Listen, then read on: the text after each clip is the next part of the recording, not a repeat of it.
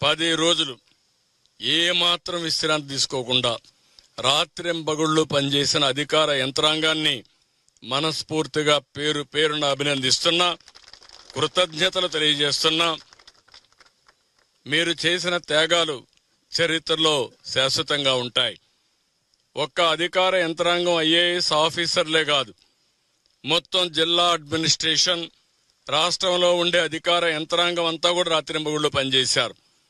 వీళ్లతో సమానంగా ఎంతో మంది శానిటేషన్ లో పారిశుద్ధ కార్మికులైతే రాత్రింబగళ్ళు ఇవన్నీ కూడా క్లీన్ చేయడంలో చాలా శ్రద్ధ చూపించారు. దగ్గర 7,000 మంది పనిచేశారు. త్రాగునీరు కోసం కొన్ని వందల వేల మంది పనిచేశారు. అదే మరి కరెంట్ ఇవ్వడానికి కొన్ని వేల మంది పనిచేశారు. ఈ విధంగా మనం ఆలోచిస్తే ఫుడ్ పాకెట్స్ అయితే కొన్ని లక్షల ఫుడ్ పాకెట్స్ ఎవ్రీడే సరఫరా చేయడం కోసం పెద్ద ఎత్తున శ్రమ చేశారు. ఒక మాటలో చెప్పాలంటే ప్రజలందరూ సహకరించారు. మనసుండే ప్రతి ఒక్కరు దృష్టి పెట్టారు. వారికి తగిన సహాయం చేశారు. 10 రోజుల్లో ఇంత పెద్ద విపత్తుని మళ్ళా ఒక కంట్రోల్ తీసుకొచ్చాం. ఒక యుద్ధమే చేశాం. వరదల పైన ఒక యుద్ధం చేశాం.